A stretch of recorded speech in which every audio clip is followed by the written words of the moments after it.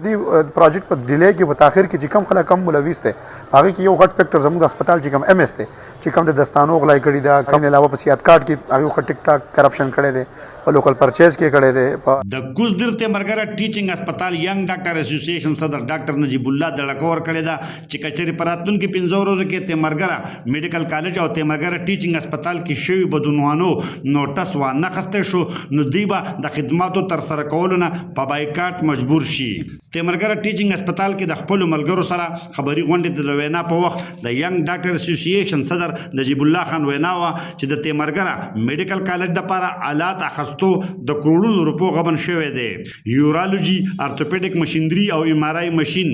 غیب دی همداشان کروڑونو روپو سیټ سکین ماشین انسنریټر سی اس لانډري سامان په شمول نور میډیکل آلات په ډبو کې بند زنګ نیولې شوی دی ډاکټر نجیب الله وویل چې بعض عناصر او مافیا تیمرګره میډیکل کالج پایلونه ورکولو کوششونه کوي چې کالج کولاو نشي د ډاکټر نجیب الله خان وینا وا زمونږ چې نن کوم پریس کانفرنس و دا غي مین مقصد داو چې کومه تیمرګره میډیکل کالج یو پروجیکټ دی د 2016 نه شروع دی لس کال تیر شو کلاسونه به نه شروع کیږي او وجه دا چې به انتها کرپشن پکې شوی دی او کرپشن په داسې طریقه شوی دی چې نه فکس کیږي او پرنسپل سیف چې کوم راغلی او د دې لپاره تعینات شي او 3 میاشتې هغه کار وکړو هغه چې کوم ریکارډ دا سره نشته میډیکل کالج ریکارډ وسره نشته فندز وسره نشته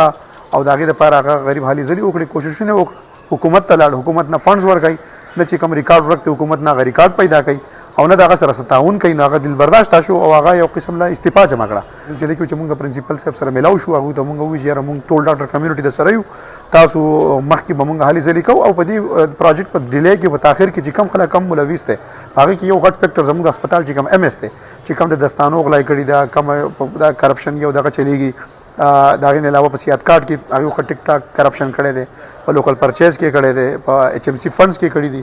او هغه کوشش دا دی چې یاره دا میډیکل کالج دلته دا ټکم ټیچینګ هسپتال چې دی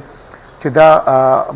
پرمختګ مخې ته لاړ نشي بلکې سچ پاتې شي نو یو غټ هاډل پکې دا دی نو دا ټولي خبري هایلایټ کول قوم ته حکومت ته مخې ته راوستلو ډاکټر نجیب الله تیمرګره میډیکل کالج او هسپتال کې د پټ شوی ماشینري صحت کارت او دوايانو په اخستو کې خورد بورد کې ککړ کسانو په ضد کاروایی او سزا ورکولو غوښتنه هم کړې ده محمد اسرار خیبر نیوز چکدره